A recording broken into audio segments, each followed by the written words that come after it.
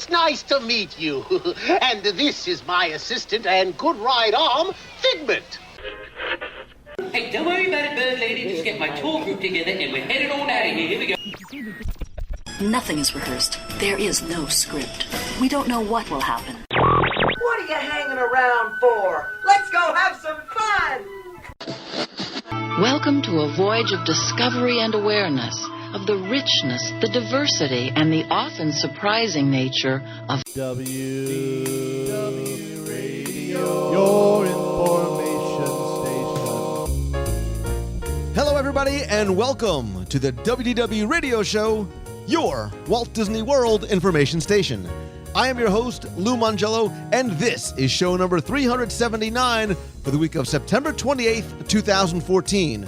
I am here once again to help you have the best possible Disney vacation experience and bring you a little bit of Disney magic wherever you are with this podcast, my videos, blog, special events, trivia books, audio tours, and my brand new 102 Ways to Save Money for and at Walt Disney World book. You can find everything and more over at WDWRadio.com. So when listening to the show, I've always wanted you to feel as though you were part of a conversation among friends, just having fun and talking about the things that we love in and about Walt Disney World. So this week, I'm going to do just that, as I invite you to come along with me as I wander the world with my friend Joel Comm. Join us as we stroll through World Showcase in Epcot, casually discussing its history, our personal memories, trivia, and just enjoying the experience on the promenade and in the pavilions. I'll then have the answer to our last Walt Disney World trivia question of the week and pose a new challenge for your chance to win a Disney prize package. Then stay tuned to the end of the show as I'll have some updates and announcements, including information about our next Walt Disney World Meet of the Month. So sit back, relax, and enjoy this week's episode of the WDW Radio Show.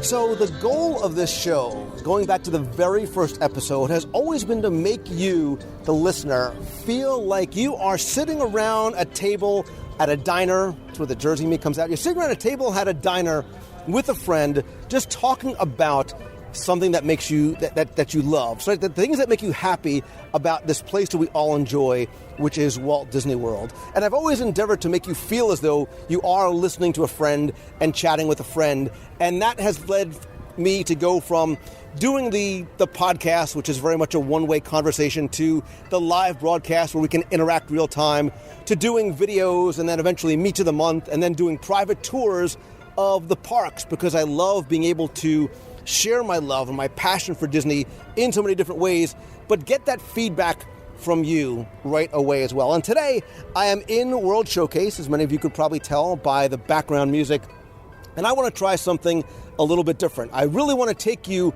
along with me and a friend as we do something, it's sort of an experiment. We'll say, we're going to go wandering the world. And today, we're going to go wandering the world showcase, as it were, and I want to introduce you to one of my friends who's going to be part of this experience with me. He is Joel Comm. Joel, welcome to the show. Thanks, Lou. What a thrill to be here on an incredibly beautiful day. It's a little humid, but here we are in Epcot at the entrance to World Showcase. You think this is humid. You got to come back in July or August. Then I'll show you. No, I don't. You're from Denver, so this is a whole probably different level of humidity for you. You know, I grew up in Illinois and left there when I was 21 and spent 12 years in Texas and 8 years in Oklahoma before I finally escaped humidity. In 2007, I moved to Colorado, and now that's home for me. But I love coming back to the parks here. Yeah, and so just by way of quick background, to sort of put in context, who you are for people who may not know, we became friends because of things outside the Disney space. But I say all the time, especially when I do speaking kind of things to other podcasters, you never know who's listening, right? And especially for something like Disney, it's amazing the people I've met who are like, hey, I'm a professional football player or I'm the head of a movie studio and I have this affinity and love for Disney as well. And we met earlier this year at a social media marketing conference, and you came over to me and you're like, I'm a huge Disney fan too, but sort of put in context, about the world of Joel Comm. Well, yeah, I am a huge Disney fan, Lou. I have been doing business online with my own websites, products, and services since 1995. So that gives you an idea. I've been at this for a long time. And in that time, I've created a number of sites. I sold sites. I sold one to Yahoo back in 1998. The Yahoo Games site came from a site that I created.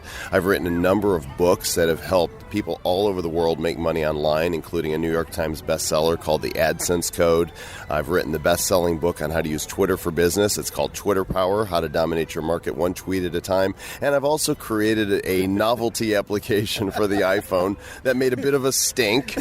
You could say it was explosive, and there's so many puns to go with this, but I am the infamous creator I'm the famous creator of the infamous iFart application. So just one of the crazy things that I've gotten to do throughout my life, and now I get to speak and travel around the world to people and help them with their social media, help them with their entrepreneurial vision, teach them how to make money online, and I get to have a lot of fun doing it, and I get to meet cool people like you. I was so excited when I found out that, whoa, this guy Lou is this Disney aficionado, and in Disney for me, it goes way back. I went to Disneyland when I was 5 years old, and I was hooked, and I can't count how many times I've been back to the parks.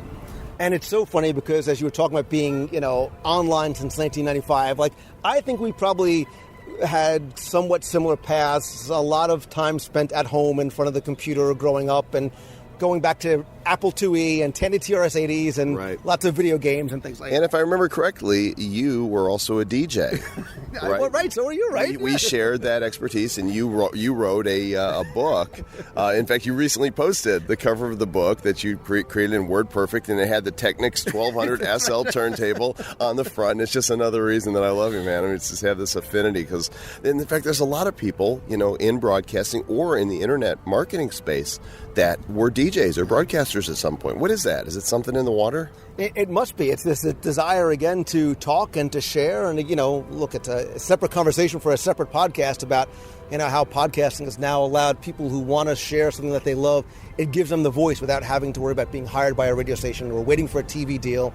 We've become content creators and publishers, and the medium is, it's something special. We reach all the way around the world now. It used to be if you were on radio, it was a local station, unless you got picked up by a big network. But now anybody can sit down with their Roland recorder in their hand, create a show, get it on iTunes, and the whole world can access it.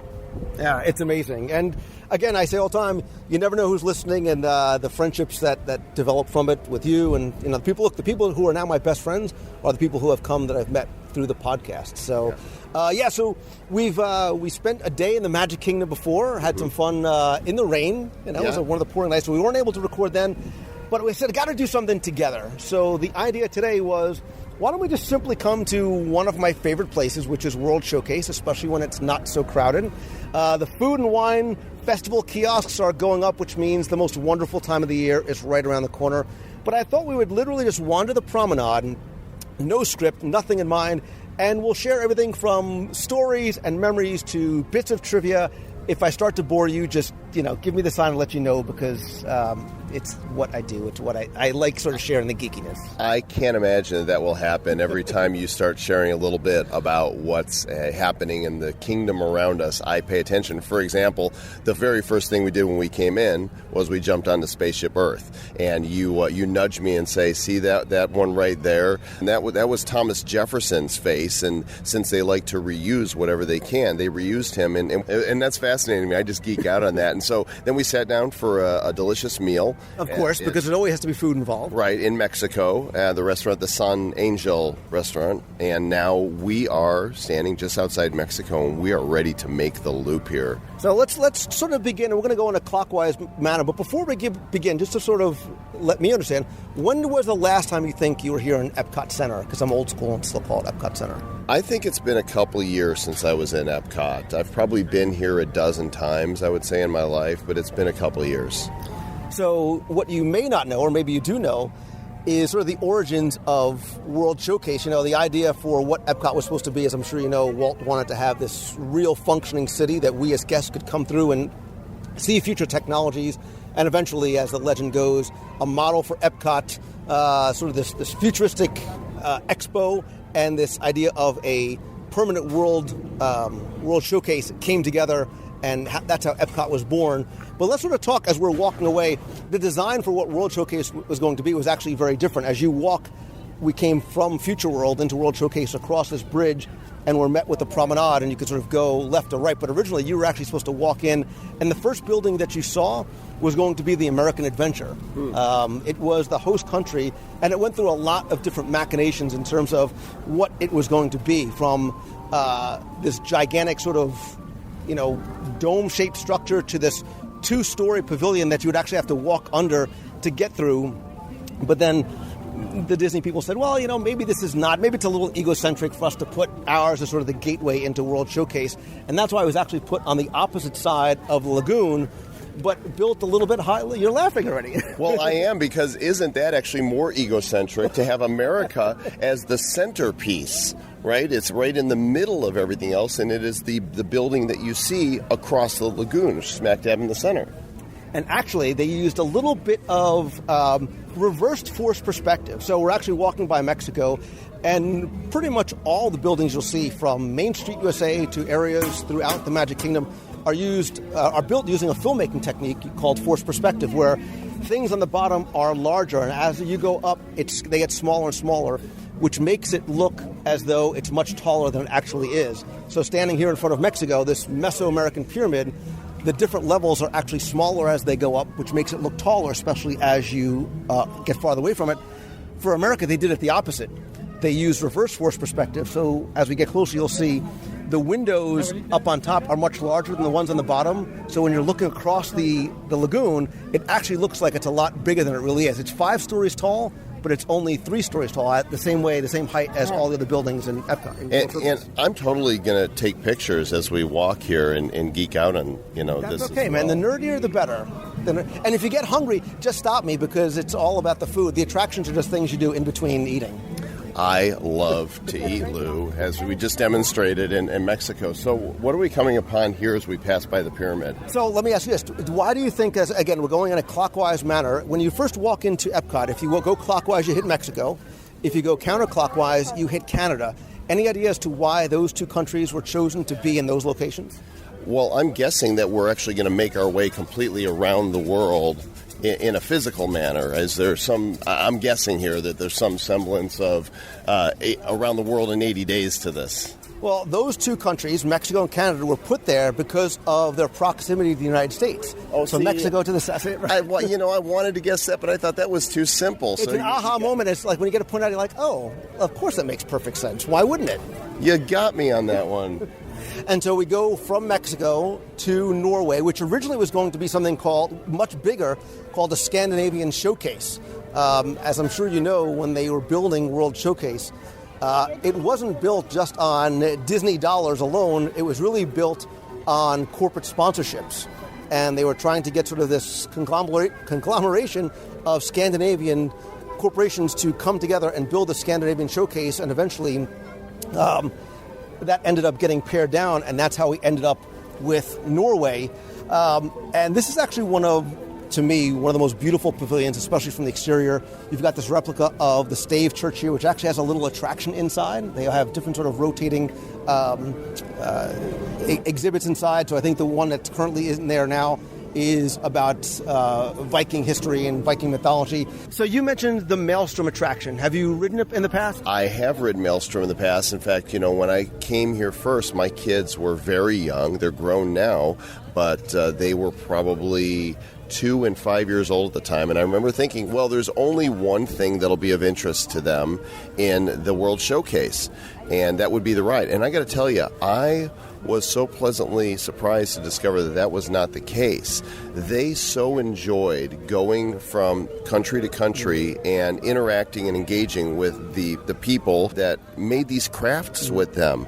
I really didn't expect it. I didn't see it coming. We had more fun here at Epcot when our kids were tiny little than I ever dreamt possible. And I say this all the time. I think Walt Disney World is replete with educational opportunities. Whether, we toured Magic Kingdom, whether it's Liberty Square or Frontierland in terms of American history. But here, like you say, I bring my kids, and it's not about the rides as much anymore as it is wandering World Showcase and getting them to be able to interact with and ask questions to people who are from Norway about what life is like there. How close is this Norway pavilion to really where they live or where they grow up? It's fascinating to me to watch, and it's great to see the attention in their eyes because they're not running inside to ride Maelstrom. They are really enjoying getting to talk to the cast members. And I agree, but I tell you, I'm a big kid at heart, and I think we should go inside and ride Maelstrom now. I have no problem with that. We're going in.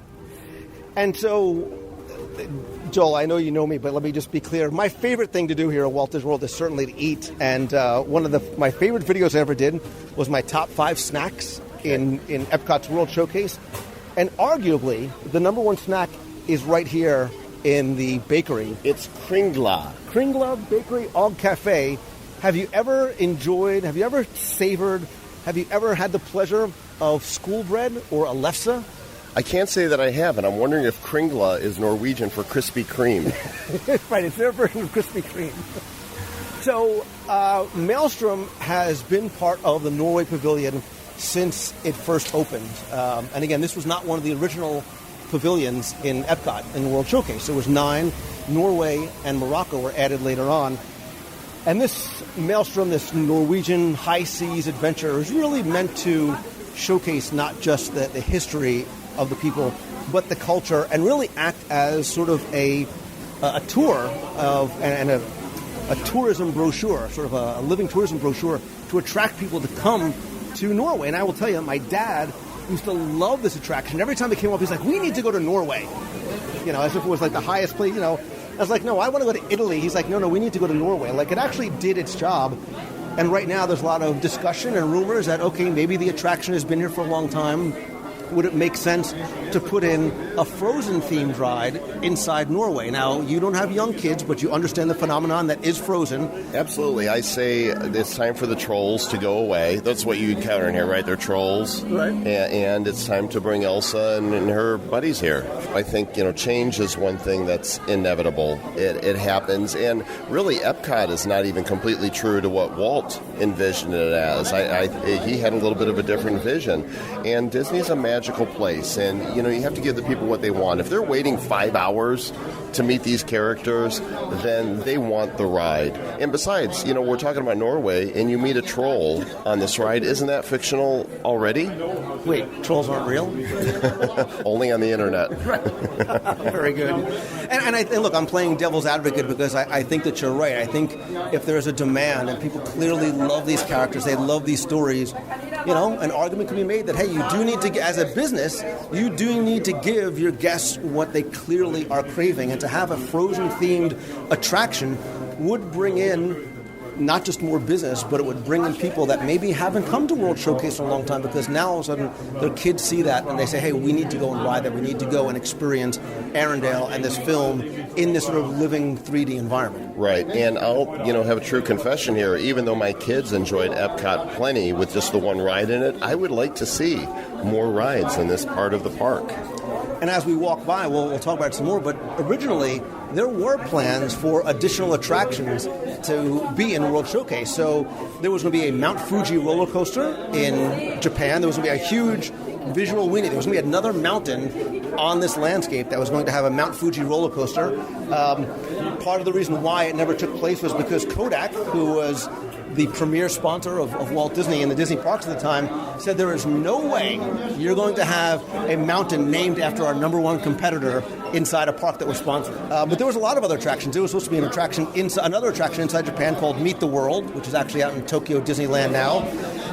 Going back to the discussion about characters in the park, Phase 2 of what the Italy Pavilion was supposed to have in it was going to have a Pinocchio village, where it was going to be not just sort of Stromboli, but there was going to be a real sort of Pinocchio village and a Pinocchio-themed attraction. Same thing for the UK. There was going to be an Alice in Wonderland themed section, possibly attraction in there as well. And it never happened. And part of the reason, look, when Epcot first opened, there were no characters here at all, including Mickey Mouse. And then CEO Michael Eisner came in and it's like, wait a minute, how are we not going to have our mainstay, our icon not in this park? And they said, well, because we wanted Epcot to be very distinct from what Magic Kingdom. Magic Kingdom is this fairy tale land, and he says, no, you need to get Mickey Mouse in here, put him in his silver spacesuit, and get him in there ASAP. But part of those concepts were to have other character-based attractions and lands. And as we walk through, you'll see clearly now you go to Morocco, you can meet Aladdin and Jasmine. You go to France, you can meet Belle and Beast. So you can meet characters like Snow White in Germany, but that was not part. It was to a certain degree, but originally when it opened, not part of the plan. It wasn't. The only characters my children met when they came into World Showcase were the natives from each country. And again, that was enough for them. So I could only imagine that the kids coming here now and meeting those that would be indigenous to the countries, fictional or not, would be a thrill for them. And what about, so you saw about characters, the idea that eventually happened a year after the park opened was to introduce Epcot's own mascot, a character that was created specifically for this park. Do you remember Figment? I love Figment. Figment was fantastic. It was Journey into Imagination, and he was this little purple dragon who just had tons of character. And Figment lives on, but he's been through so many different iterations that when I was here last time, I was surprised to see that we now have another one, which is great fun. Yeah, and kids still love that character, and I wonder as time goes on and this sense of nostalgia is coming back to the Disney parks, if Figment is going to be reborn, are we maybe even going to see a new version of the Dreamfinder come back? Because they were sort of that perfect comedic pair, right? He was a teacher, Dreamfinder was a teacher, Figment, like us, were the students, but they also played off each other very well in sort of a comedic way, and that very first iteration of Journey into Imagination is one of those attractions that Disney fans and Disney purists and hardcore fans, if they could sort of snap their fingers and have an extinct attraction come back, for many, that would be it. So there was the Dreamfinder animatronic character. There were also walk-around Dreamfinders, which was great because he had this sort of Figment puppet on his arm, and the interactions that he was able to have with kids especially. Ron Schneider was the Dreamfinder for a long, long time. He's a good friend of mine now. And he also has a great book sort of with great fascinating stories of how he was able to bring those two characters to life and talk to kids and see their responses after they came out. That's one of the walk-around characters that I wish was still here. So as we leave Norway, and I can't remember the last time I had been on Maelstrom, we were talking about the attraction itself and how, the first part is so heavily all about the Norwegian mythology and the trolls and some of the history. And then you come down after the waterfall, and there's just that image of the oil drilling, and then it sort of goes into that little seaside fishing village. And we just took potentially your last ride on it, depending on what may happen in the future.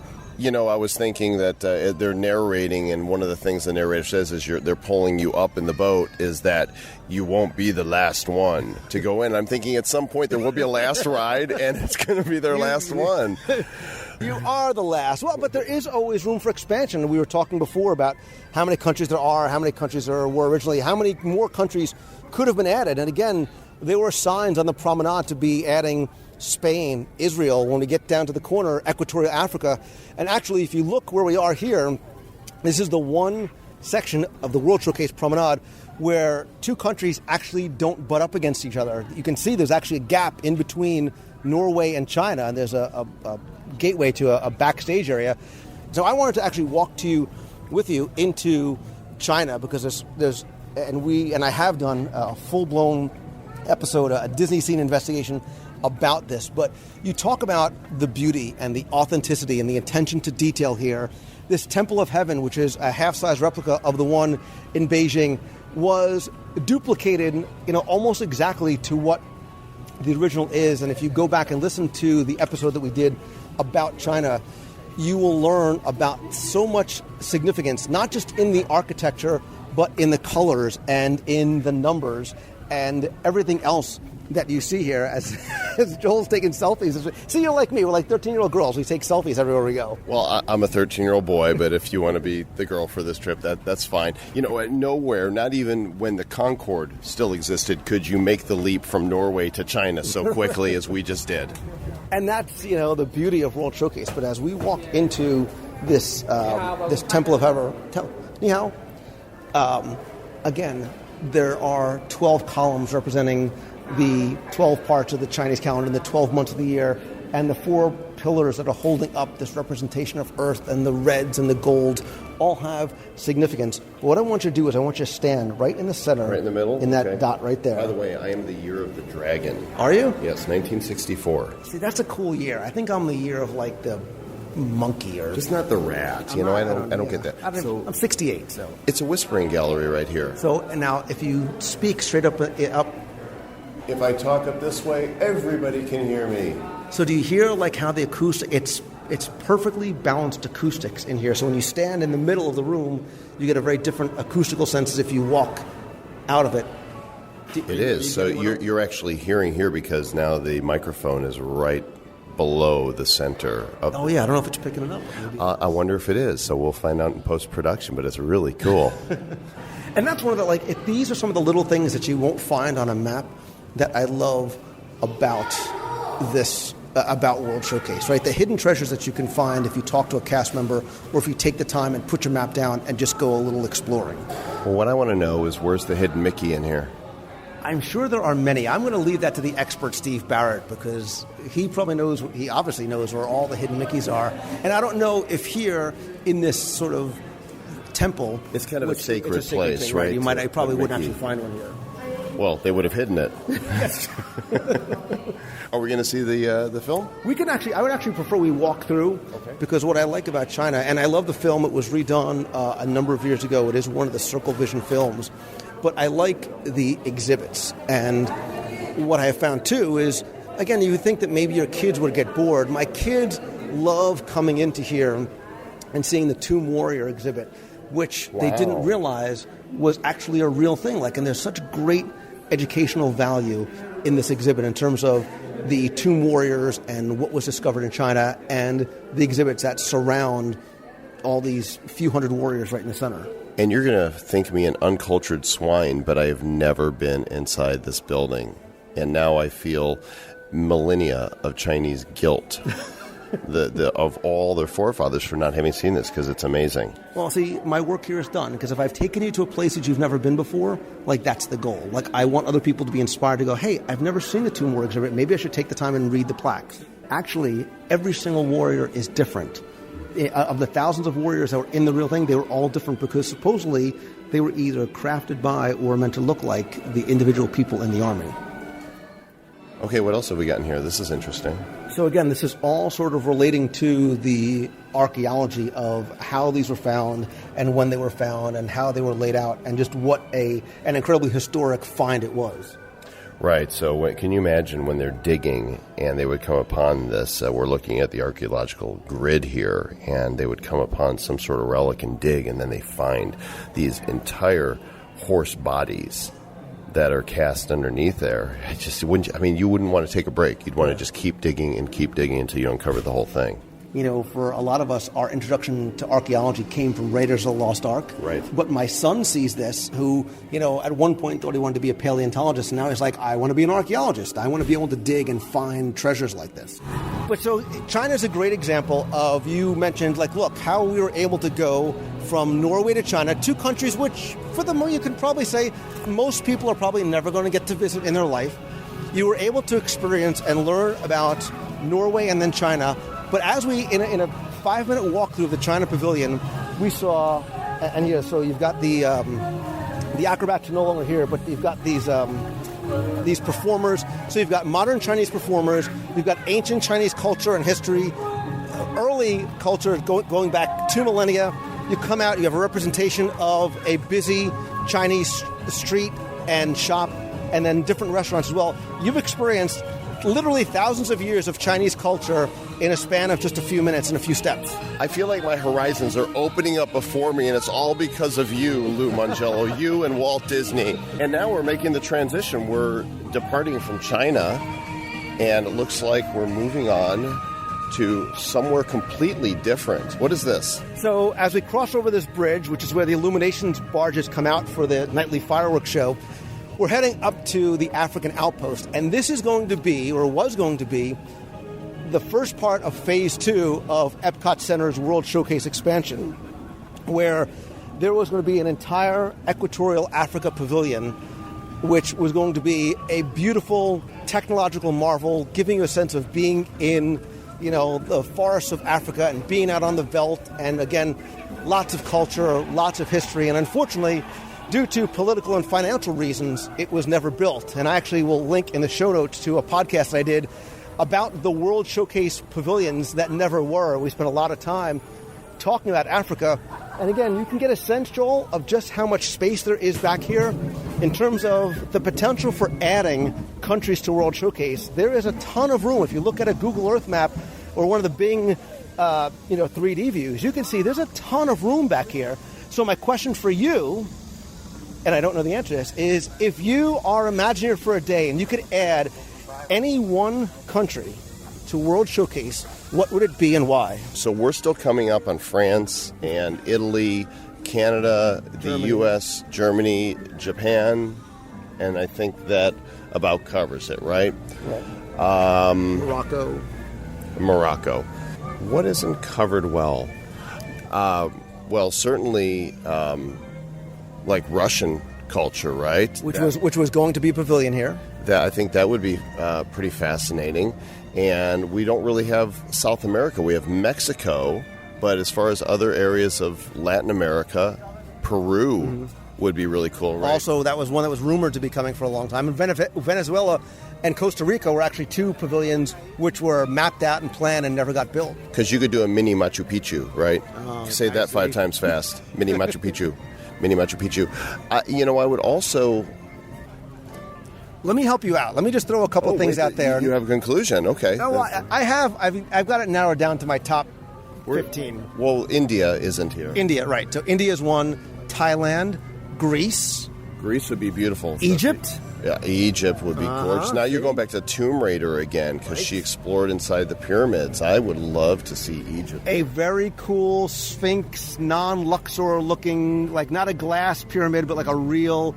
I mean, how beautiful would that be in terms of a visual icon leading you across the lagoon? Well, it would be a really great complement to the Mexican pyramid, right? Across on the other side somewhere, the two of them kind of framing the entry to the World Showcase. And that's what you would have had with Japan, too. You would have had that Mount Fuji in the background. And see, and there's Snow. We're in Germany, and Snow White's making her appearance. So I will tell you, in terms of great places to get a snack, this is one of my... It's actually it's a twofer here. Because on the promenade, you can get a big German salted pretzel with a beer. That pretzel is as big as your head, Lou. And there's an easy joke there, but I can't pronounce it. But right here, the Caramel Kitchen... If you are a caramel or a sweet fan, that's the place to go. Can we get caramel corn in the caramel kuchi? Not only can you get it, but you can watch them make it fresh. I say we go in. Let's go. Right, so we just walked in, and you just went, oh my gosh, what do you smell? I smell a caramel atmosphere unlike any other. We're going to get to see them make some of this now. So in typical Lou Mangello fashion, we had to stop so you could eat, which is awesome. You hear this? You hear this? This is the sound of a delicious bag of Werther's Original handcrafted caramel popcorn. Somewhere else you've never been before. This is a day of firsts for you. I've never been into the caramel kushe. Kushe, I think is how she pronounced it. And, let's taste it, shall we? Here we go. It's even better when you're watching them make it, right? And they're sort of mixing the caramel and fresh, and it's nice and hot. Even on a scalding hot day today, that's pretty awesome. Literally by hand, too. Yeah. She was messing around the pan. And here, you want a bite? I'm good. Okay. Oh. There's a lot of popcorn in that bag, and it's under $4. It's a good value, too. So we got the popcorn, and we got a chocolate cookie literally covered with caramel, and that was $4.49. So if you look at the Germany Pavilion, we were talking before about attractions. There was actually supposed to be a Rhine River attraction here in the Germany Pavilion. Now, a lot of people think, and this is an urban legend which we can kind of debunk, is right by where Snow White is meeting guests. There are two gigantic brown sort of barn-style doors. A lot of people think that was going to be the entrance to the attraction. Instead, it actually takes place under the archway here. So on the left is the entrance into the beer garden restaurant. On the opposite side is a little counter service location, which, by the way, has awesome bratwurst and pretzels and sausage and things like that. But behind the mural that's painted there, that was going to be the entrance to this Rhine River attraction, which was going to take you through, the dark forests and the river areas and the countryside of Germany, and again was unfortunately one of those things that never got built. Well, and I can understand, he said with a mouthful of caramel corn, another reason they wouldn't do that. You've got the river ride in Mexico, as tame as it is, and then right next door you've got the river ride in Norway. And to have another one just here after China, I think that would be a really high concentration of water-focused rides. And so I don't know that I would put it there. So Joel Comm, Italy, as you can tell by the background music, is one of my favorite pavilions. And dare I say, one of the few places, not just in Epcot or World Showcase, but in all of Florida, dare I say even all the South, that you could actually get good pizza at Via Napoli in the back. But architecturally, on the outside, I think it's just visually beautiful. It is gorgeous, and you dared say it, and I dare agree with you. It's absolutely gorgeous here, and I love the music's just so happy, right? I want a fadika-dee, fadika-da, whatever that means. I don't know, but... And if we had not just downed a good bag of caramel corn, I'd probably be saying, let's get some pizza. And lunch. We had lunch and caramel corn, right? Right. So we'll have to walk slowly so that dinner comes before, the end of the day. Now, I've actually had the pleasure of many years ago being in Venice, Italy, as well as Rome and Florence, and recognizing some of the landmarks there is just, it makes me want to go back to the real thing. And so what I'm sure you were just about to say was, Lou, this looks exactly like the Campanile and the Doge's Palace in St. Mark's Square. Exactly. But why is it backwards? I wasn't going to ask you why it was backwards, but I'm sure you have the answer, Lou. It's actually on the opposite sides of where they're supposed to be because, again, across the lagoon, they were looking for a visual balance next to the American Adventure Pavilion, so they switched locations. And isn't it interesting that they did not include the Bridge of Sighs because, of course, that meant execution. Oh, well, see, I didn't even know that. Yeah, so the Bridge of Sighs was the bridge that crossed from the prison to the from the courtroom to the prison, and people knew that once they crossed that bridge, they would get their last look at Venice and sigh. Because they were going to prison or to their death, to their execution. I would actually rather go over the bridge to Tutto Gusto, the wine bar, because that is one of my favorite late-night lounges anywhere in Walt Disney World. Whether you do it after hours or before illuminations, they have a great bar menu. They've got great pastas, Italian meats and fresh cheeses, a ton of different types of wines. One of my favorite places to just sit and relax. One of the true, awesome, hidden treasure nook and crannies of World Showcase. Let's enter into Italy, shall we? Something I said along the way clearly piqued your interest. I think it was wine. Right. So we just left Italy. Again, one of my favorite pavilions architecturally. We met Giorgio, the Venetian mask artist, and I'll link in the show notes to one of the earlier videos I did where I interviewed Giorgio and he talked to us about the creation of the masks, and I gave you a look inside Tutto Gusto, the wine cellar, which is one of my favorite places. And you see why. You said it's a nice place, a sort of quiet little out-of-the-way nook. You can go with someone special or take your friends. I was looking at sort of the fresh mozzarella and Italian meats, and you gravitated right towards the desserts. The desserts, the tiramisu, yeah, those are beautiful. And that was just a quick hop back across the Atlantic, and we're home.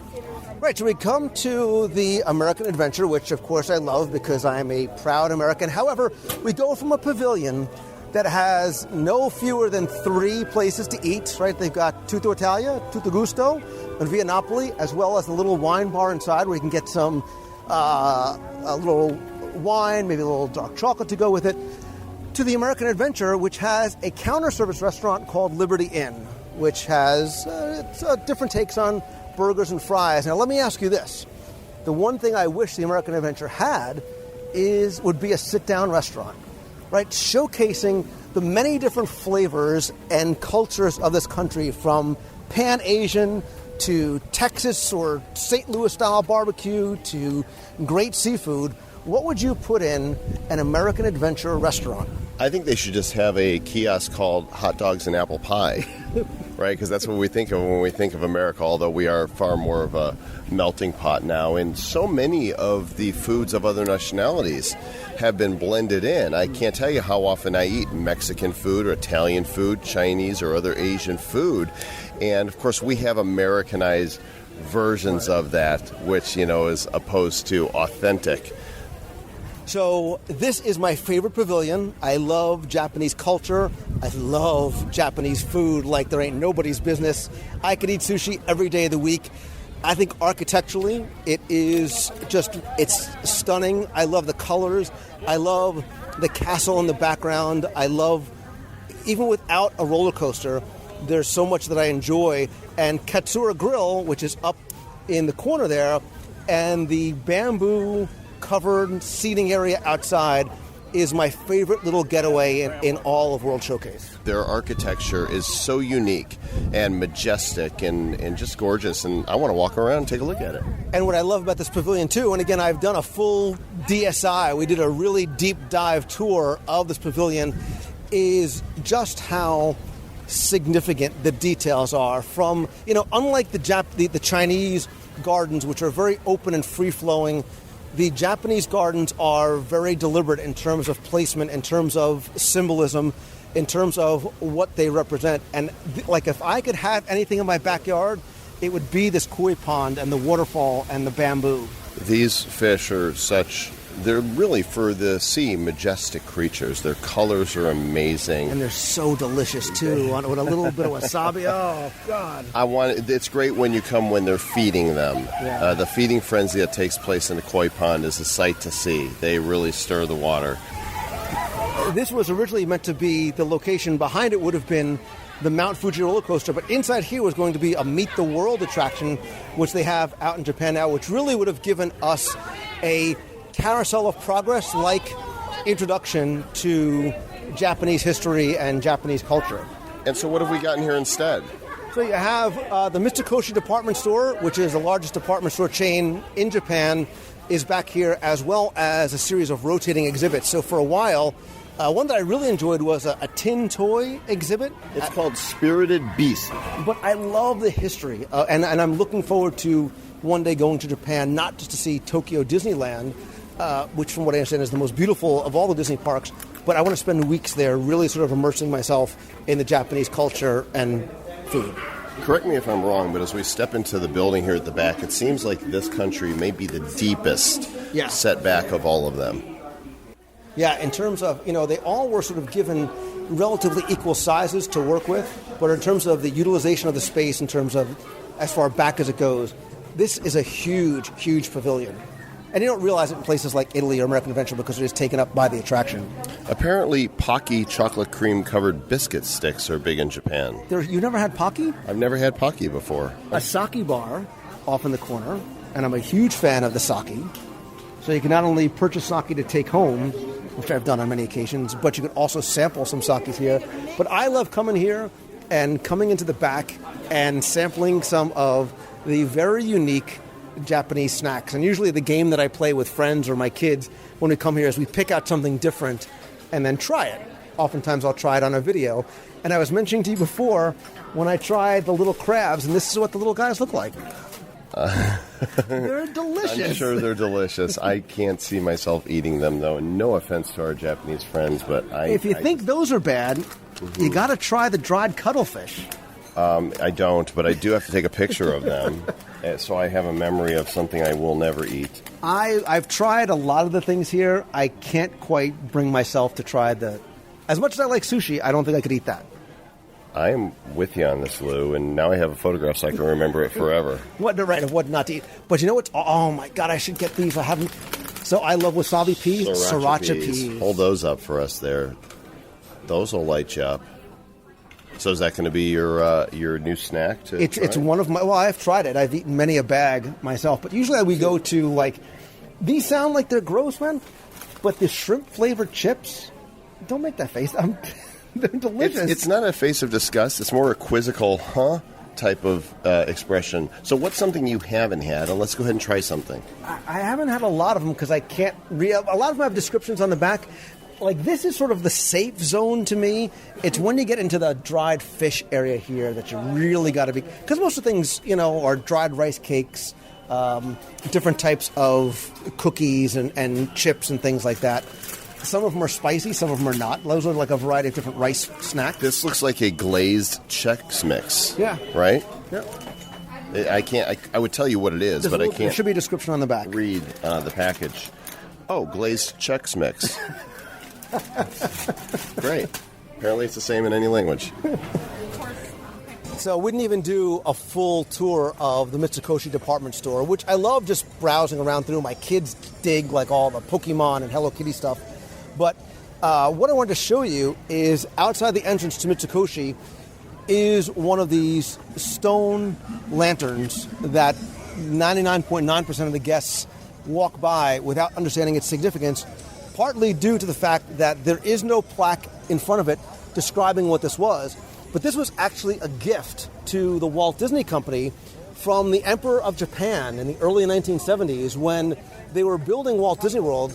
Japan very early on wanted to get into the Disney theme park game, and they were sort of wooing the Disney Company. And as a gift of appreciation to the Disney Company, the Emperor gave this to Walt Disney World. And for years, it sat unmarked the way it is now outside of the Polynesian Resort.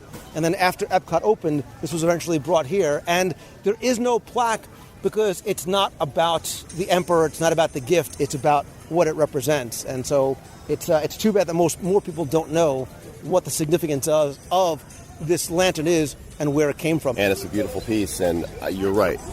Most people will just walk by that, and it is interesting that there's no sign. It's very subtle. Can you go back there? Is there like something wrong? So you're asking me if you can go. You can sort of wander into the back of the pavilion, and again, it's one of those little nooks and crannies that you should. But they actually have an interactive game here called Phineas and Ferb World Showcase Adventure. We are given an old-style flip phone, believe it or not, and you are sent on an adventure where you have to sort of rescue the world from the evil Dr. Doofenshmirtz. And what it does is it brings you to different pavilions, and you have to sort of solve these little quests. And depending on where you go, it uses like an RFID technology, and it'll activate certain things in the different pavilions that sort of make them come to life. So that's great. It's very cool, and kids love it. It's a great family interactive thing too, it's free. And you know, I'm noticing here, right between Japan and Morocco, there's a big space that could be used to house another country. And this is where one of the proposed countries was originally supposed to be, and it's cool that you're noticing these gaps. And then what you'll see too is as you walk in between Morocco and France, there's another gap, and I'll show you how it's represented and what was supposed to be there. But the Kingdom of Morocco, when World Showcase was being built, like I told you before, it was all built on corporate sponsorships. There was no Africa Pavilion, and the King of Morocco himself was disappointed in that fact and wanted his country to be represented here. So it's the only country that is sponsored, the only pavilion that's sponsored by the native country. The king literally sent his Malims here to design the pavilion and helped build it, and it is not funded with corporate dollars. It's all from the country itself and the Board of Tourism. And if you really take the time to wander through, and you should, because the streets sort of in the old city go back and they wander through, there is incredible mosaic tile work here, all done again by those Moroccan Malims. If you go into some of the buildings, you can hear the families upstairs talking and arguing. But if you take note that all the tile work here is imperfect, right? There are broken tiles. It's not because the belief is that only Allah can create something that's perfect. The same reason why there's no representations of any humans or animals in the mosaic work, because only Allah can create life. This is cool, and you know, because of the way they've got Morocco designed, you might be deceived into thinking that the back of it, what looks like the back really isn't. It's the entryway into the city streets, and I've never been in here either. Yeah. And so we're in the Fez House. If you look, it's an open-air sort of apartment complex. If you stand here long enough, I think you could still hear families as if they're living and working upstairs. That is very cool. So this is what I love. And you're right. So many people walk by Morocco. They look on their park map. They see that there's no attraction here, and they keep on going, thinking that the gate here is the back of the pavilion, where you don't realize that there is this open-air bazaar. And Restaurant Marrakesh is all the way back here as well, which has awesome food that shouldn't scare the average guest, because it's not anything that, I wouldn't like Moroccan food, because it's very, very accessible. The menu's very accessible. Also, they've found a way to draw people back here by having Aladdin and Jasmine show up. My favorite part of this pavilion, and one of my favorite counter service locations in all of Walt Disney World, is actually the Tangerine Cafe, which is a counter service Moroccan cuisine. They've got a nice little indoor seating area. They have what I like to call the Avengers platter, where you can get a nice dish of lamb and chicken shawarma. There's also great desserts back here as well. Moroccan iced mint. You love your desserts, man. Look at you. I do. Yeah, had we not already indulged on caramel corn and the remainders of a cookie, which is in your bag still, I would be all over this brownie cake or chocolate muffin. No, the pistachio baklava, brother. Oh yeah, nice little drizzle of honey on top. It's flaky and it's crispy. I don't know how I'm always hungry. So I think Morocco, and again, I need to do a real deep dive DSI on here because it is an overlooked pavilion. I think because, again, there's no attraction, or people might think that the food is somewhat scary. This is the new Spice Road table, which is a tapas-style restaurant right on the World Showcase Lagoon. If you time it just right, you can sit outside, watch fireworks, and I like sort of small portions for sharing. So as we go in between Morocco and France, you can see that they're creating a space for the Food and Wine Festival. This is this is probably where Belgium is going to be, with the most awesome fresh Belgian waffles you will ever have. And chocolate. No chocolate, but lots of waffles. No chocolate. And beer. No chocolate. No chocolate. No Belgian chocolate. But if you look, as we're crossing in between France and Morocco, there is a stone pathway, a stone river. Do you know what this represents? The Rhone? No. I do not. It's the Strait of Gibraltar. I knew that. I was just testing you. All along, I was aware of that. And congratulations, you are correct. Thank you. That is my Jeopardy question there. But what I love is that it represents the Strait of Gibraltar. Geographically, it's perfectly located. Actually, this was going to be where the Spain Pavilion was going to be located, in between Morocco and France. Inside France, there are a number of restaurants. There's also awesome crepes. More important, you can also get the Grand Marnier slush and the Grey Goose citron slush. You want to talk about a nice little drink on a hot day? Yahtzee. So the Eiffel Tower is actually built about 1/13 original size. And again, showing you the attention to detail, the France Pavilion, and look, we all understand that these are just facades, right? They're like movie sets. They are buildings built with, a French marketplace facade on the front. What? But this pavilion, they actually decorated and created facades for the backside as well. And you're saying, why, right? You can't see it.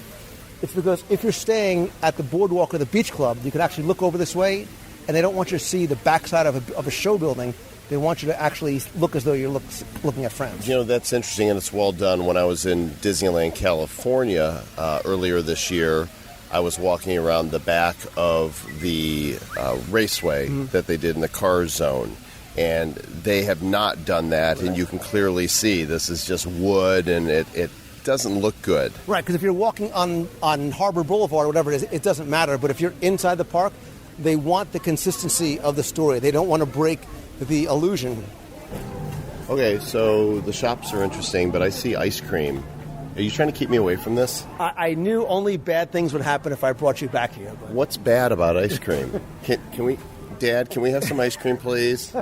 Please, can we have some ice cream? I want ice cream. Only in the name of research do I go in here. I'm good with that. It says 16 flavors.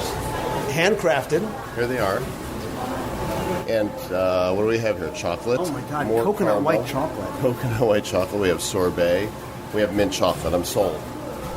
Oh, I wasn't going to get anything, but... You are now. I have to. So as it is wont to do here in Florida in the summer, it's the afternoon, so the afternoon thunder showers have come into play. So we've taken our we took, because it didn't last very long, our handmade ice cream from L'Artisan de Glace. I can't... It's L'Artisan de Glace. Thank you. From the ice cream place, and we've gone into the bakery to duck out of the rain and just sit and chat for a little while. Again, this is one of those neat little nooks and crannies. Hidden gem, if you want to get into World Showcase before it officially opens, they actually serve breakfast here in the morning, so you can come here at 9, hang out for a little while, and be one of the first people in World Showcase. They have a really nice breakfast and lunch menu inside the bakery, and for Joel Comm a wide assortment of sweet treats. My sweet tooth is my entire head. I love sweets, so I have to watch it. But you know what? I'm at Disney, and I'm with Lou, and we're going to have ice cream, gosh darn it. So we hand ate the handmade ice cream. We're going to walk it off. I'm not worried. We are. We got some miles to go still, and we're going to see the rest of the World Showcase and then hit Future World and get some rides in. But, what a great opportunity to just sit down and talk. Yeah, and this is, when I talk about places like the nooks and crannies of World Showcase, especially as a local, it's not as much about the attractions for me anymore as it is coming here with friends and finding little corners to sort of get away and sit in places like this and just share a meal or grab a cup of coffee or grab a drink and just sit and chat a little bit. And it brings back so many memories being here, not just of being here with my kids at various ages, but also when I was a child coming to the Magic Kingdom and being so inspired by Walt and the magic that happened here. And I would go back to my home in the Chicago suburbs in Illinois as a young boy, and my brother and I were our imaginations were so fueled by the dark rides, right? By the Haunted Mansion, the Pirates. We had this basement in our house that had so much space, and we used to create these rides for each other. We would tip over the sofas and find big boxes and create these walls and have like a little sled that once we designed this little track ride, you're laughing at me, but you did this as well. We would lead each other through the creations that we made.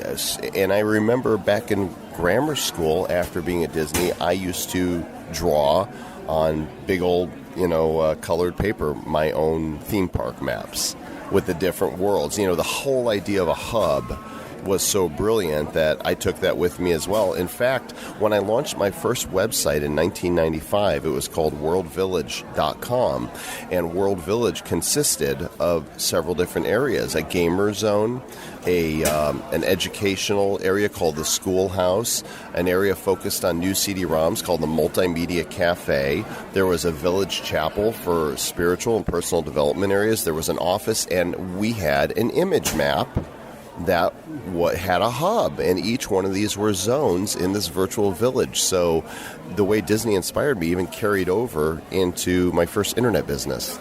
So it's funny because as you were telling that story, I was watching your eyes, I was watching your face, and I was listening more not to what you were saying, but how you were saying it. And I think that's, we're talking about sort of the Disney magic. I think that's the magic of this brand, of this place, is unlike any other brand, people have an emotional connection to it. You have an emotional connection to this place that goes back to you being a kid, not because of, something that you bought. It's something intangible that you remember, that you, and everybody continues to use the words like inspires you. And I think that's why the brand loyalty for Disney is so high. There are so many Disney websites and podcasts and books and people that love, I hate even calling it a product, but love this brand so much because of the emotional ties that we have to it. It's true, because it's forever impacted our lives. Disney and the magic that he created in our imaginations helped shape who we became. And I think oftentimes, it took me actually sharing about drawing out my own theme parks to realize that when I designed this website, that was Disney inspired. We were actually just talking offline about, non-Disney things like social media and influencers and people in the space.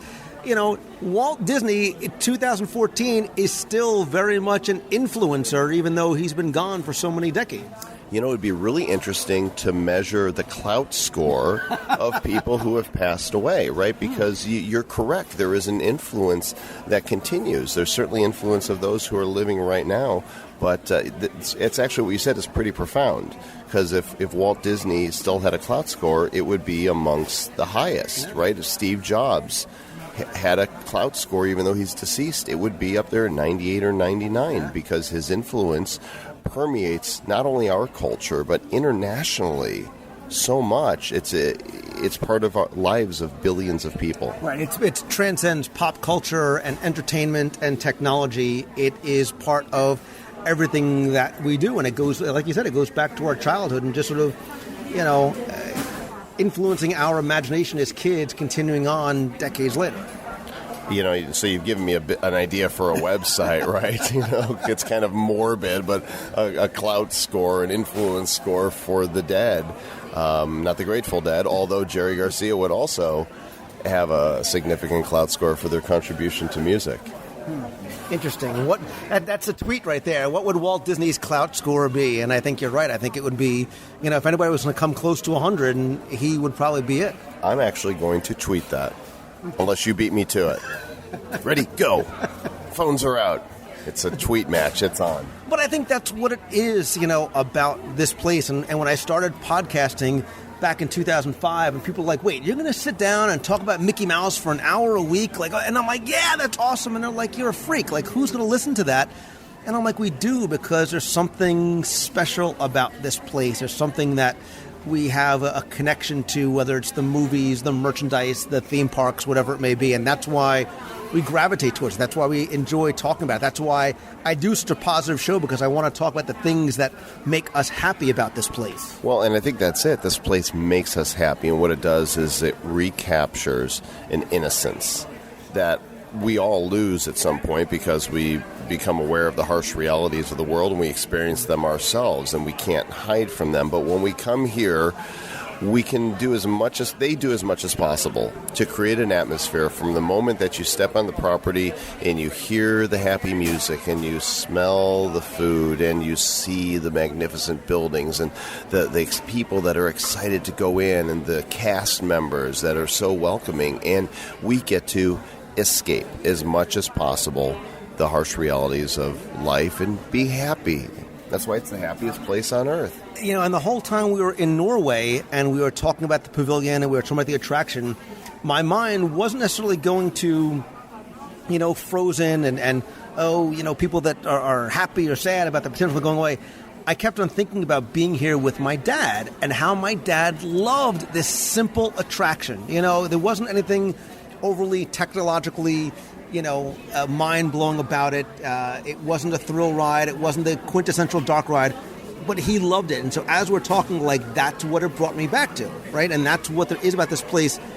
It was the memories we had as kids going with our parents, and now as parents going with kids or going with friends, and imparting our love of this place on them and then seeing it through their eyes. Well, and that's it. And it means something different to everyone based on their own experiences. And, I'm sure there's some people that have had not so good experiences at Disney. They're probably a much smaller number, but for most of us, there's some connection that we go back to that triggers something in us of better times. And that's why I love coming back here again and again. And as I get older, each trip and each, time to a park, there's a different reason to be there, and I get something different out of it.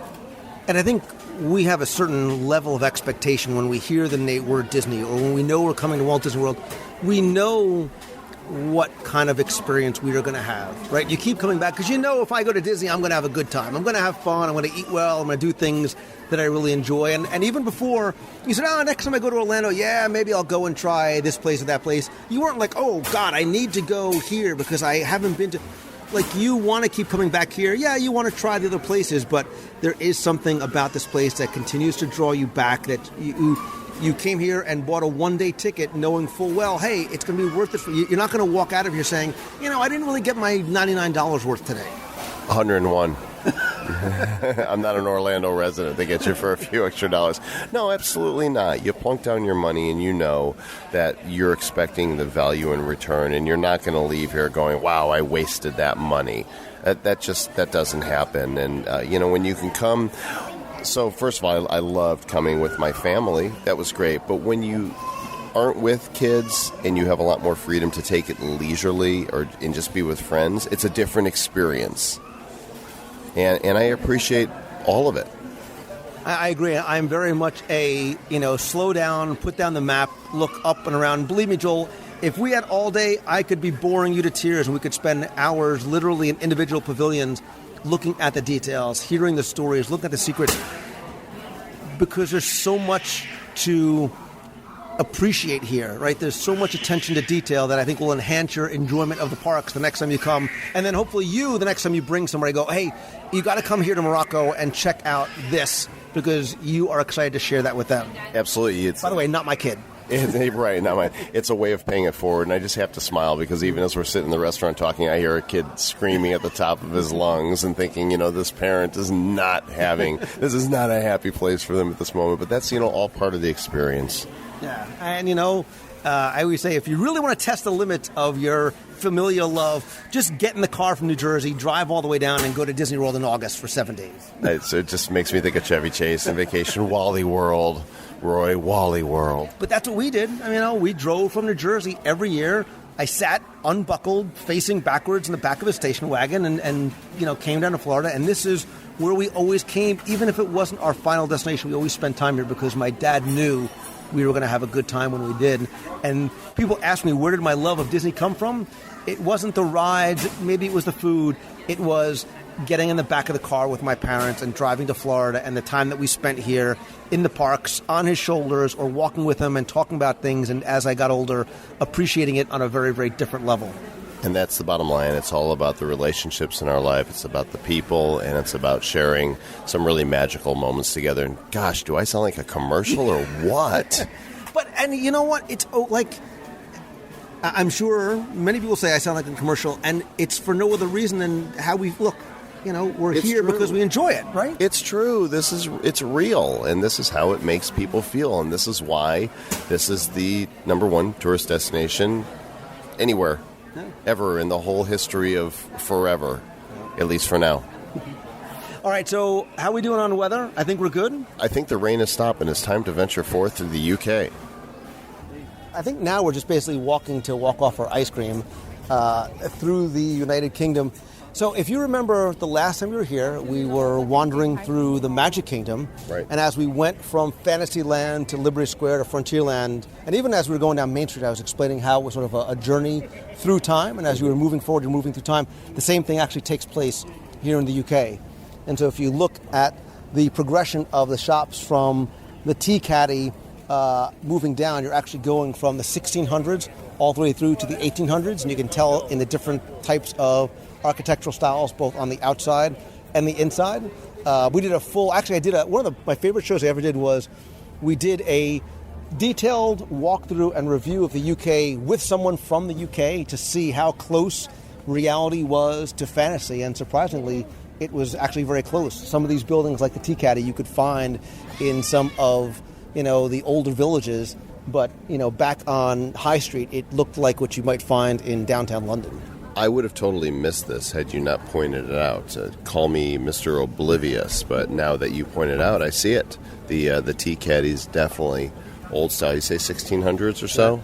Yeah, and it gets more modern. It's cool to look at the progression all in one fell swoop here. Yeah, it's one of these pavilions that, as we stand here on the promenade, we're watching so many people walk by. They don't go down the street. They don't see the gardens in the background. They don't see the changes in architecture. And as we say, well, let's go, because they may say, well, there's no attraction here, right? Look at this guy with this map. He's looking to see what's here, and he's going to turn around and potentially walk away and miss the architecture, miss the details. And there's also a live group that performs back here as well. Hits from the 60s, 70s, and 80s. In fact, it looks like they're getting ready to start playing right now. So at one point, this was a Beatles tribute band that people were sad when they left. But now, the new group has a new legion of fans, much like I think a lot of the new entertainment that's coming to Epcot is going to eventually have as well. What do you think they're going to open with? What are they going to open with? Stones, the Animals, Beatles. Kajagoogoo. They're going to play Kajagoogoo's greatest hits. I am going to take that bet because I don't think that's going to happen at all. It's going to be The Fix. Okay, they're just about ready. I think we should stick around and see what they start with. And check this out, too. There's actually a little hedge maze back here for little kids and short people like me. You can enter on that side, and there's a little hedge maze that you can wind your way through. Of course, the music playing right now over the speakers while we're waiting is a British band. Yes, that's been together now over 40 years. Beatles, Revolution, White Album, 1968. You are a man of many talents. Hello, everyone, and welcome to the UK. So we're leaving the music of Britain behind us, but right in front of us is the Rose and Crown. Now, why are there two different fronts to it, Lou? Because the Rose and Crown actually represents a number of different types of British-style pubs. One that you would find in the city, one that you would find in the country. We did a live restaurant review. There's a consistent theme here of the Rose and Crown, and I was blown away by the food, but it's got great story inside. And as you wander through, you can actually get a sense of the four different types of buildings that are represented inside, from a traditional sort of pub to almost like the outdoor seating areas and a country-style house. And one of the best entertainment offerings in Epcot is the Hat Lady that plays the piano inside every night, I think starting around 5:30 or so. So did you have the blood sausage? I not a huge Scotch egg. Scotch egg is where it's at. I'm a new fan and a big addict of the Scotch egg.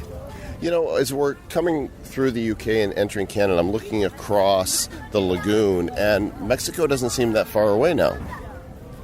It seems a lot more far away at like 12 o'clock on a Saturday in August. It's miles away at that point. When you're trying to exit the park desperately and get home. Yeah, believe it or not, the promenade is actually not as large as it might seem. It's only, like 1.2 miles.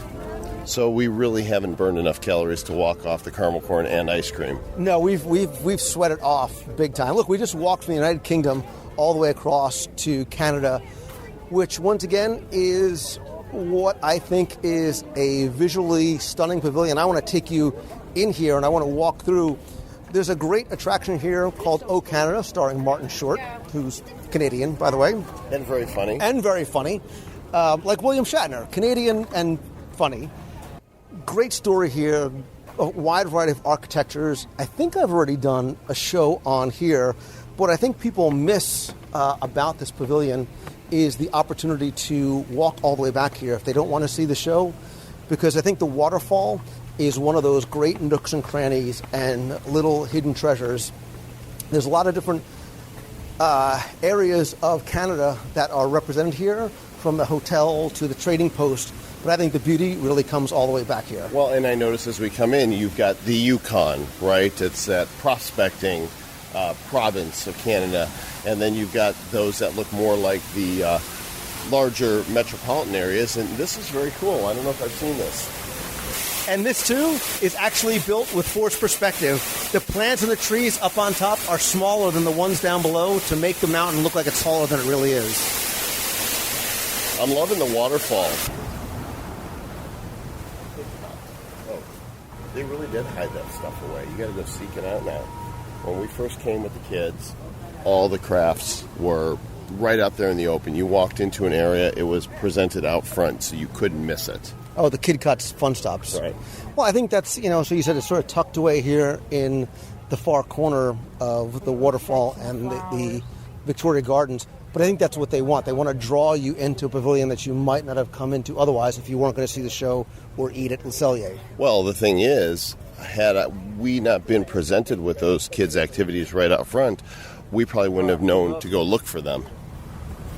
So as we complete the circle and our trip around the world in World Showcase, I got to tell you, this for me, and I know a lot of my friends, is the place that we really enjoy coming when we want to just get together and have a meal and just chat, because it very much lends itself to doing what we're doing today, is just walking around and wandering and sort of peeking your way in and out of pavilions.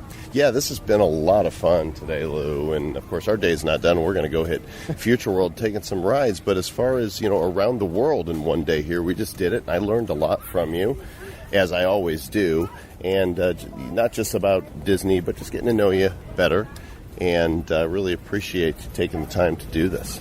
No, this is a lot of fun, man. I could do this all day. And next time you come back, we'll have to hit another park and explore a little bit more. I hope I didn't bore you with some of the trivia along the way, but I want your experience, and I want the people listening to feel as though they're walking with us and sort of getting a little bit of a taste of just some of the overlooked experiences and details and stories and layers of the onion that World Showcase and all the parks here at Walt Disney World have.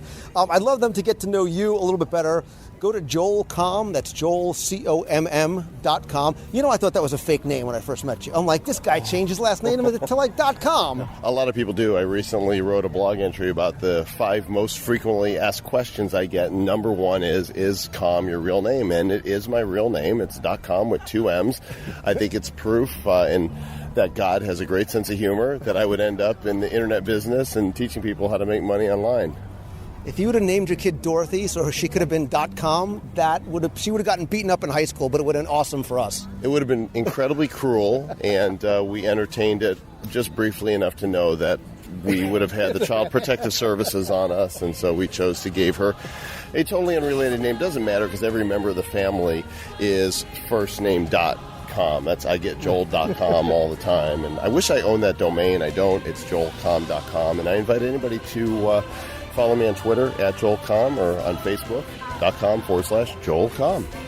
Awesome. And please go and check out old episodes and blog posts over at WDWradio.com.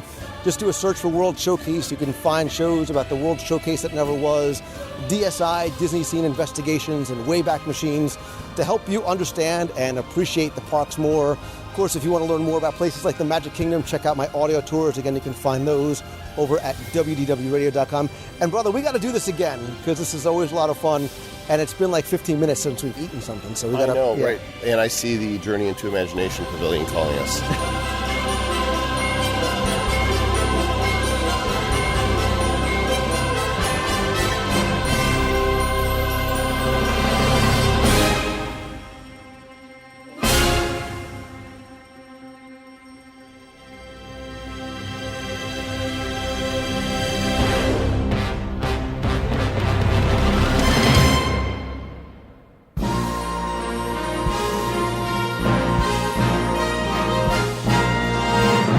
It's time for our Walt Disney World Trivia Question of the Week, where I invite you to test your knowledge of Walt Disney World history or see how well you pay attention to the details in what you see and maybe even in what you hear. You can then enter for a chance to win a Disney prize package each and every week. But before we get to this week's question, let's go back, review last week's, and select our winner. So last week, our question was about the Backlot Tour, which closed on September 27th over at Disney's Hollywood Studios to make way for an as-yet unannounced attraction or maybe even expansion of the land itself. And your question was simply this. Tell me, what was the name of the oil company featured in Catastrophe Canyon on the burning tanker truck, and you also could have found it on a crashed plane during the tour as well? Again, thanks to the hundreds of you who entered and got this one correct, because you knew the answer was the Mojave Oil Company, which, little bit of trivia, you also used to be able to find on a can in Mickey's garage over at Mickey's Toontown Fair.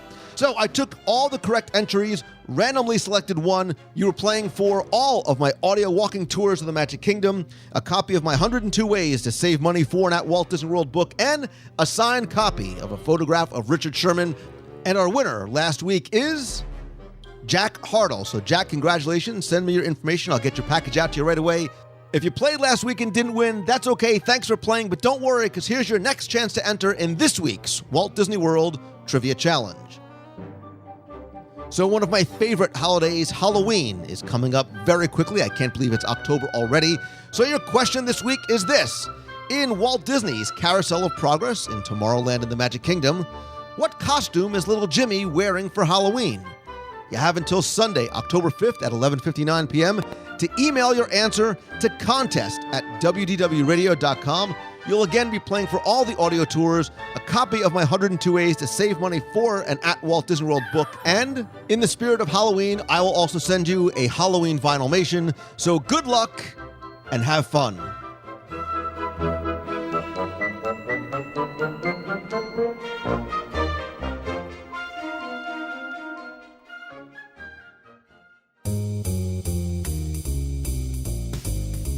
That's going to do it for this week's show. Thank you again so very much for taking the time to tune in this and every week. I can't tell you how much I appreciate it. I also want to give a quick thanks to everybody who's been reviewing my new book, 102 Ways to Save Money for and at Walt Disney World, over on Amazon. We have more than 130 reviews so far, including new ones from Jay Lambert, Amazon customer, Troy and D. Brennahill, I really do appreciate it.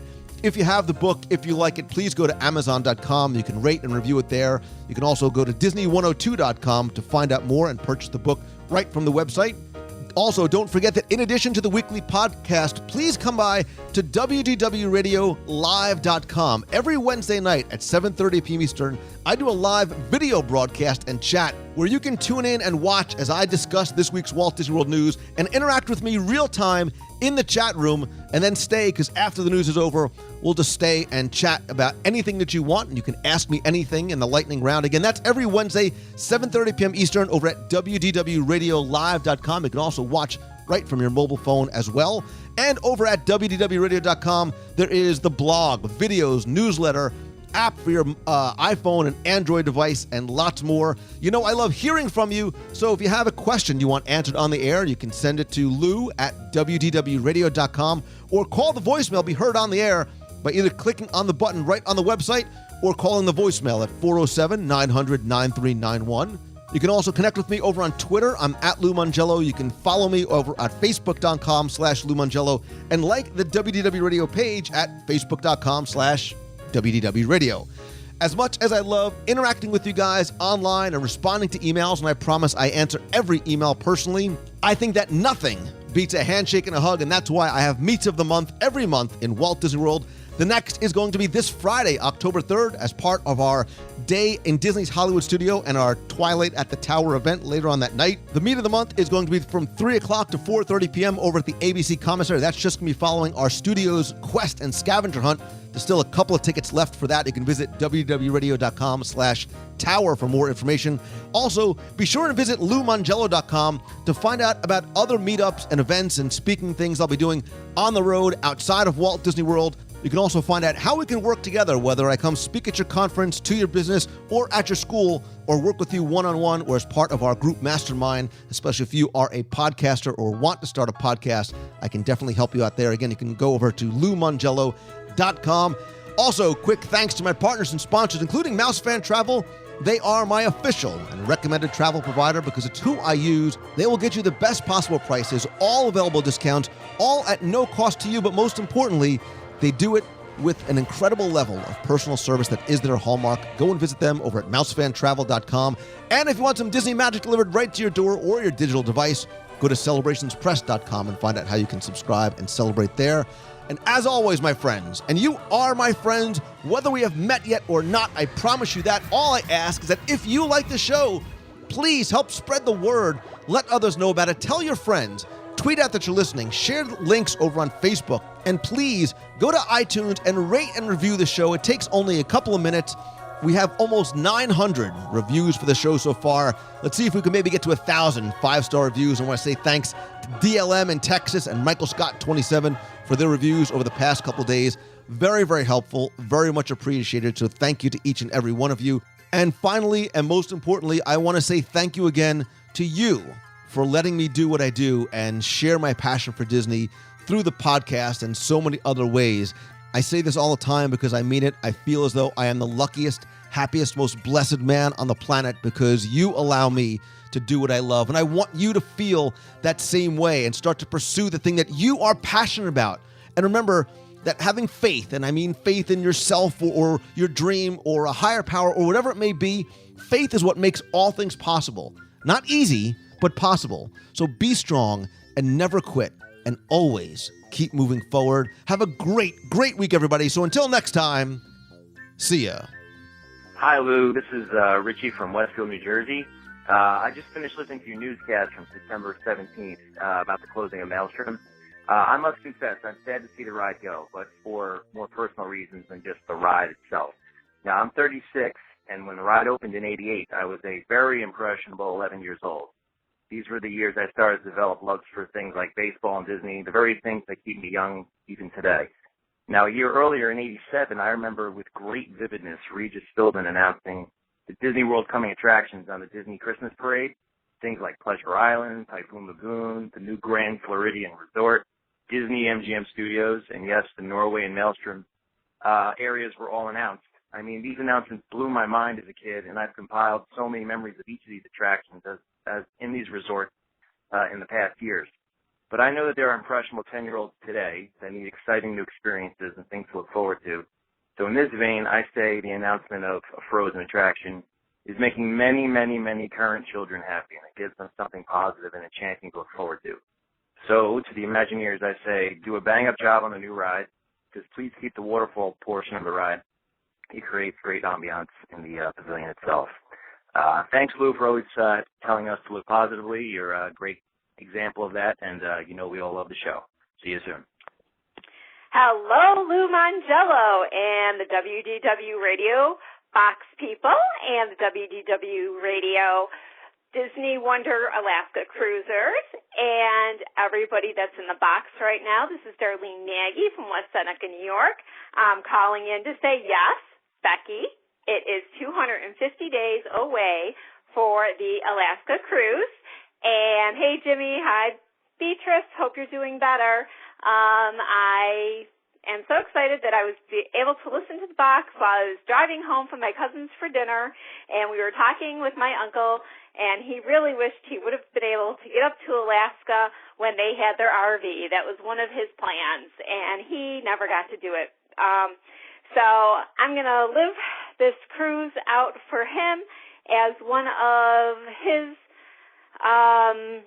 wishes, like what my husband and I have is a bucket list thing, and I'm so happy that we're doing this with all of our friends.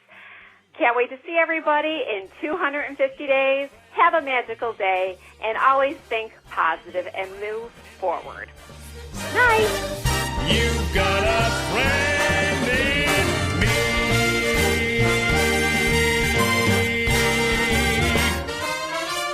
Yeah.